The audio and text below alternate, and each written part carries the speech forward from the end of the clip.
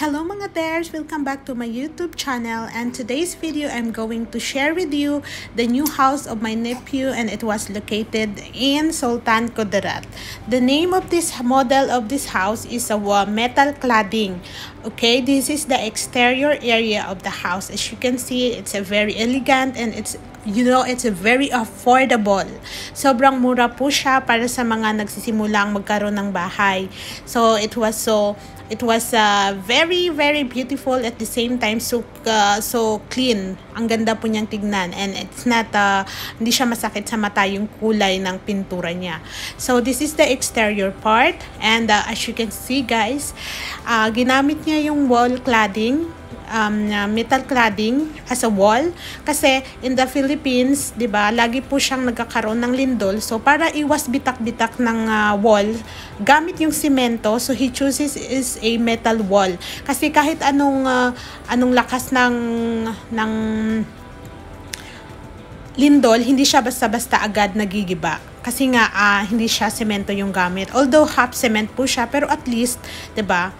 Tapos yung gamit niya pong yung gamit po niyang roof, ayun, it's a normal roof. At the same time, as you can see, ginamitan din niya ng kahoy sa taas.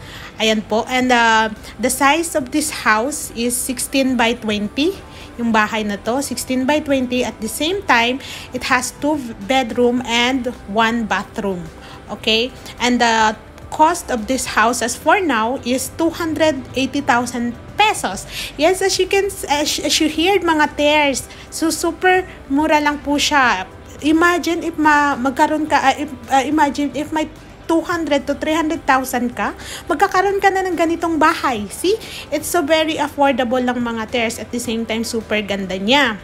So yung total price ng labor po nito is 60,000 pesos. See? Sobrang mura lang po siya. As in yung total contract ng bahay na to, 60,000 lang guys. Sobrang mura lang ha. Kung hindi mo akalain, sobrang mura lang po siya yung labor niya. So ang ginamit niya pong window is a glass window. It's a sliding window. Ayan po yung view sa other side ng bahay niya. So punta naman po tayo sa interior, sa loob ng bahay. So ito po yung kitchen. Hindi siya masyadong malaki, so tama lang po siya sa mga nagsisimula na magkaroon ng pamilya. Kung wala ka pang pamilya, magkabahay ka na, charas. So ito po yung CR niya. So hindi pa siya tapos.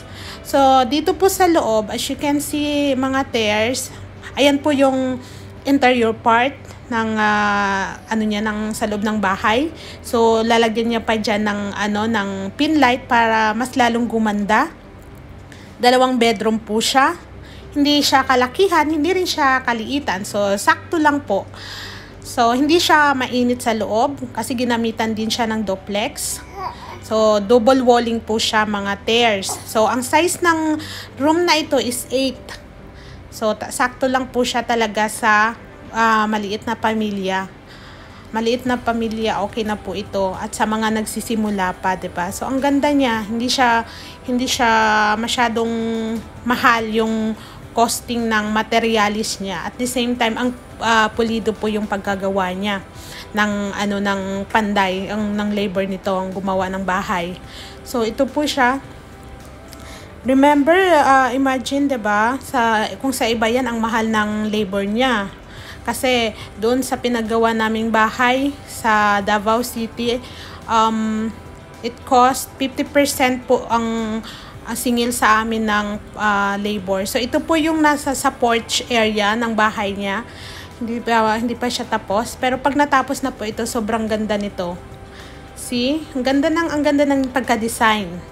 Ganda ng design ng bahay niya. Sobrang elegant. At saka affordable.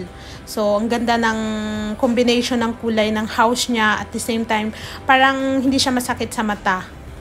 So, ayan. Ito lang po yung ma-share ko sa inyo today, guys. I hope you enjoy watching our new video. And hopefully, makakapag-upload ulit tayo ng bagong video. At the same time, please don't forget to like, comment, subscribe, and share my video if you like.